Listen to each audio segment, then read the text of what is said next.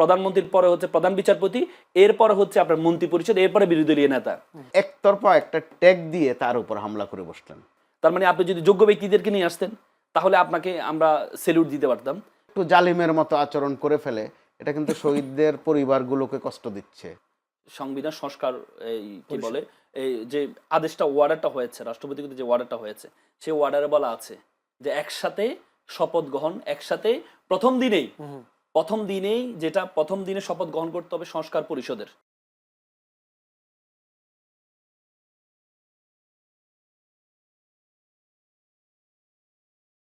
সেখানে বলা হয়েছে যে এখানে যারা নির্বাচিত হবে তারা প্রথম ৩ মাস তাদের কার্যক্রম হবে কনস্টিটিউটিভ অ্যাসেম্বলি, সংবিধান প্রণয়ন, এই কি বলে এই গণপরিষদ হবে, তাদের কাজ হবে সংবিধান প্রণয়ন করা। এলপ্পটা 1970 সালেও হয়েছে। এখানেও যে ওয়ার্ডার আছে, ওয়ার্ডার বলা আছে যে প্রথমে একই দিনে 2টা শপথ গ্রহণ করা হবে, এবং নির্বাচন কমিশন যিনি শপথ দিয়েছেন তিনি কিন্তু সংসদ সদস্যদেরকে আগের দিন 2টি লেটার পাঠিয়েছেন 2টি শপথ গ্রহণ করার জন্য। তাহলে আপনি একটি গ্রহণ করলেন যেটা আপনার জন্য উপকার, আরেকটি গ্রহণ করলেন না যেটা আপনার জন্য উপকার না। আপনি 50% ভোট পেয়ে যেটা গ্রহণ করলেন, 69% জনগণ যে দেশটা কিভাবে চলবে সেটাকে ভোট দিয়েছে সেটাকে আপনি উপেক্ষা করলেন। তাহলে আপনি আপনার মতো করে দেশ চালাবেন? আপনি যদি আপনার মতো করে দেশ চালান, তাহলে শেখ হাসিনা তো নিজের মতো করে দেশ চালাতে চাইছিল, টিকতে পারছে? পারে নাই। পুরো শক্তি, আশেপাশে সকল শক্তি তাকে সহযোগিতা করেছে, এরপর জনগণের বিপ্লবের কাছে টিকতে পারে নাই। তো সুতরাং এই যারা আছে জুলাইয়ের বিপ্লবের উপর, রক্তের উপর দাঁড়িয়ে, তারা তো সুযোগ পেয়েছে না, ওদের সুযোগটা হতো না, সুযোগটা হতো না। যারা দাঁড়িয়ে আছে তাদেরকে দায়িত্বটা নিতে হবে। জুলাইয়ের সাথে যদি আমরা গাদ্দারি করি তাহলে এই বিপ্লব আমাদেরকে খেয়ে ফেলবে। এই মুহূর্তে ছিল যে দেশ কিভাবে সামনে এগোবে, কিভাবে ব্যবসা বাণিজ্য, আমাদের বিনিয়োগ বাড়বে, কিভাবে দেশ স্থিতিশীল হবে, আইন শৃঙ্খলা পরিস্থিতি কিভাবে আমরা ওভারকাম করব, সংসদটা কিভাবে প্রাণবন্ত করা যাবে, সরকার কোথাও ভুল করছে কিনা আমরা সেগুলো ধরবো, সরকারের সমালোচনা করব, বিরোধী দল ভুল করলে সেটারও সমালোচনা করব। ওই একটা প্রেক্ষিত কিন্তু বাংলাদেশে তৈরি হয়েছিল। দেখেন আমরা এগুলোর ধারে কাছেও নাই।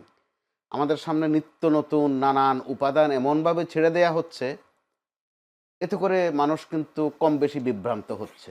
আর মনে রাখা উচিত দুটা পক্ষেরই রক্তের উপর দাঁড়িয়ে কিন্তু এই পরিস্থিতিতে আমরা এসেছি। এরই মধ্যে নানান হুঙ্কার দেয়া হচ্ছে, হুঁশিয়ারি দেওয়া হচ্ছে, প্রয়োজনে আরও রক্ত দেব। এগুলো সাহিত্যের ভাষা, কবিতার ভাষা বা রাজপথের ভাষা। এগুলো মানুষের কিন্তু কলিজা ছিঁড়ে যায় এসব কথা শুনলে। কারণ আপনি তো রক্ত দেন নাই ভাই, আপনি বারবার রক্তের কথা বলেন কেন? যারা রক্ত দিয়েছে, যে পরিবারগুলো এখনো হাহাকার করে, ওই পরিবারগুলোর ধারে কাছে একবার গিয়ে দেখেন। যারা স্বজন হারিয়েছে তাদের বেদনাটা একটু উপলব্ধি করার চেষ্টা করেন। কারণ আপনারা বারবার রক্ত দিবেন বলে আপনার সন্তানকে কিন্তু পাঠাচ্ছেন না রাস্তায়, পাঠাচ্ছেন রহিম জলিলের বাচ্চাদেরকে, নিজেদেরটাকে কিন্তু খুব সুন্দর মতো ইনট্যাক্ট রাখছেন, বারবার আবার রক্তের দাওয়াত দিচ্ছেন। এখন রক্তের দাওয়াত আর নয়, প্লিজ দেশ গঠনের চেষ্টা করেন। একটা মোটামুটি লেভেল পেরিয়ে কিন্তু আমরা এখন আছি। কারণ আমরা সাদা চোখে যেটা দেখি, বিএনপি বিশাল বিজয় অর্জন করেছে, জামাতে ইসলাম যে অভিযোগ করছে তাদের অভিযোগ যদি সঠিকও হয় তাতেও তারা বিরোধী দল, কয়েকটা আসন নিয়ে তারা যে অভিযোগ করেছে। তাহলে এখন সামনের দিকে এগোবার পালা। এমনকি এটাও তো হতে পারে যে কয়েকটা আসন নিয়ে তাদের আপত্তি আছে, এগুলো ভোট আবার গণনাও হতে পারে। তাহলে সরকারটাকে ফাংশন করতে দেন। যেখানে বিএনপি বড় দল এবং মজলুম, জামাতে ইসলামও মজলুম, তো এই দুই মজলুম যখন আবার পেছনের দিকে যায়, অর্থাৎ নিজেরাও একটু একটু জালিমের মতো আচরণ করে ফেলে, এটা কিন্তু শহীদদের পরিবারগুলোকে কষ্ট দিচ্ছে। যারা হাসপাতালে কাতরাচ্ছেন এখনো কিন্তু শত শত আছে বিভিন্ন হাসপাতালে, পঙ্গু হয়ে আছে, তারা কিন্তু বড় কষ্ট পায়। নির্বাচন, তাদের প্রশ্ন ছিল যে নির্বাচন জরুরি কিনা, কিন্তু আমরা যারা পেশাজীবী মানুষ তারা মনে করি একটা নির্বাচন দরকার ছিল, খুব জরুরি ছিল। নির্বাচনটা যথেষ্ট সুন্দর হয়েছে, প্রশ্ন আছে কিন্তু সুন্দর হয়েছে তুলনামূলক। এর মধ্যে কয়েকটা ভালো ভালো কাজও আমরা দেখছি। জামাতে ইসলামী ঘোষণা দিয়েছে তারা কোনো সরকারি প্লট নেবে না, গাড়ি নেবে না, বিএনপিও সেটাকে ওন করেছে, আমরা ভালো লক্ষণ দেখছি। কিন্তু অনেকগুলো প্রধানমন্ত্রী কিন্তু এরই মধ্যে তার যে ওয়াদা, 31 দফা সংস্কারের ওয়াদাই নয় শুধু, নির্বাচনী ওয়াদাই নয় শুধু, আরও নানান ওয়াদা পালনের জন্য কিন্তু ব্যাপক পরিশ্রম যে করছেন সেটা কিন্তু আমরা দিব্যি দেখতে পাচ্ছি। তাহলে তার পরিশ্রমকে সফল হতে দেওয়াটাই বোধহয় বেশি যুক্তিযুক্ত। তা না করে আমরা পেছনের আলাপকে যেভাবে আস্তে আস্তে করে টানছি সামনে, কোনটা বৈধ, কোনটা অবৈধ, কোনটা সাংবিধানিক, কোনটা অসাংবিধানিক, যথার্থ বলেছেন অ্যাডভোকেট রাসেল যে দুদিন পরে কে যে বলে আসবে, এই স্রোত যদি চলতে থাকে যে সব বাদ দেন, শেখ হাসিনা এই প্রধানমন্ত্রী সাংবিধানিকভাবে। কারণ ওইদিকে যেতে বোধহয় খুব একটা সময় লাগবে না যদি আমরা এই অপ্রাসঙ্গিক আলাপে বেশি থাকি। জি, একই পরিবারের 3 জনকে হত্যার অভিযোগ প্রতিপক্ষের বিরুদ্ধে আছে এবং নিহতের সঙ্গে প্রায় 4 জন, আহত 10 জন। এই যে আধিপত্য বিস্তার, এগুলোকে আপনি মব মনে করবেন না আন্দোলন, নাকি আধিপত্য বিস্তার, কোন ক্যাটাগরিতে ফেলবেন? এগুলো সামাজিক অশান্তি মোটা দাগে। তো মবের বিষয়টা স্পষ্ট, যেহেতু মন্ত্রী মহোদয় করেছেন, বুঝে শুনেই করেছেন। ডক্টর ইউনূসের সময়টাতে সংস্কার কিছু কিছু যে হয় নাই তা নয়, কিন্তু সবচেয়ে মানুষকে ভুগিয়েছে মব, আর বেশি ভুগিয়েছে আমাদের শিল্প সেক্টরকে। মব মানে আমি আমার একটা জানার, মব আর আন্দোলন দুটোর মধ্যে পার্থক্যটা কি আসলে? একটু আছে। জি। আন্দোলনটা ঘোষিত বিষয়, আর মবটা অনেকটাই পান্ডামি টাইপের, একতরফা। বিভিন্ন শিল্প প্রতিষ্ঠানে গিয়ে মব হয়েছে। তো আমি যদি গাঁথনিতে যাই, এটা একান্ত আমার নিজস্ব উপলব্ধি যে মূল স্রোতের বাইরে গিয়ে, মূল স্রোত বলতে আমি সরকারকে মিন করছি না, আমাদের সামাজিকতা, আমাদের চিরাচরিত কালচারের বাইরে গিয়ে যখন আপনি নানান ছুতা ধরে শাহবাগে করেন আর শাপলা চত্বরে করেন, মানুষের বাসায় গিয়ে করেন, এগুলো এক ধরনের অসভ্যতা, বর্বরতা। আমরা মব বললে তো মনে হয় যেন আদর করি বুঝি, এগুলো পান্ডামি। এই পান্ডামে আমাদের অর্থনীতির সর্বনাশ করেছে গত 1.5 বছরে। ডক্টর ইউনূস সরকার এই জন্য কিন্তু কলঙ্কিত হয়ে আছে, বিশেষ করে একটি বিষয়ে। দেখা গেছে কথা নাই, বার্তা নাই, ধরা নাই, ছোঁয়া নাই, হঠাৎ করে এক জায়গায় গিয়ে অবরোধ করে বসলেন, কোনো অফিসে গিয়ে হামলা করে বসলেন, কাউকে একতরফা একটা ট্যাগ দিয়ে তার উপর হামলা করে বসলেন, তাকে বলে বসলেন ফ্যাসিস্টের সহযোগী। এগুলো কিন্তু খুব বাজে নেচার, যেটা আওয়ামী লীগ আমলে আমরা কিন্তু দেখেছি আরেক ফরম্যাটে, যে যাকে আপনার পছন্দ হবে না তার নামে রাজাকার। ডক্টর ইউনূস আমলে আমরা দেখলাম যাকেই আপনি টার্গেট করবেন তাকে প্রথমে নাম দিয়ে দেবেন, সে হচ্ছে ফ্যাসিস্টের সহযোগী অথবা দোসর। গত কয়েকদিন শুরু হয়েছে আবার, যেহেতু বড় দল দুটার মধ্যে বিরোধ, কার নাম সুপ্ত কার নাম গুপ্ত, এগুলো কিন্তু আমাদেরকে ভোগাবে।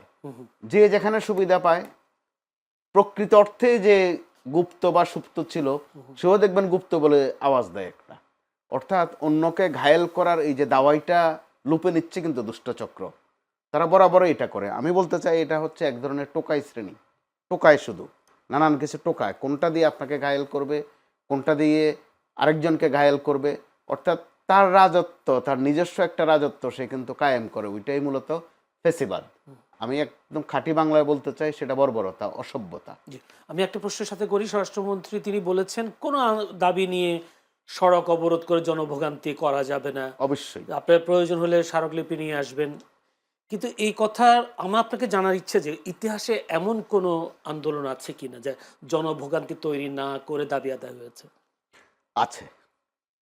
আপনি যদি শুধু একটা, আমরা এখন যে পরিস্থিতিতে আছি, যারা সচেতন, একটি মানুষও আপনি পাবেন না যে রাস্তা বন্ধ করে ওখানে একটা নিউসেন্স ক্রিয়েট করা পছন্দ করে, কেউ পছন্দ করে না। এগুলো অনেক হয়েছে, কারণ সময়ের ব্যবধানে। শেখ হাসিনার বিদায়টা অবশ্যই সেটা দিয়ে আমরা তো হতে পারতো যে একটা ফুল স্টপ পড়েছে, হতে পারতো তো, যে অনেক হয়েছে।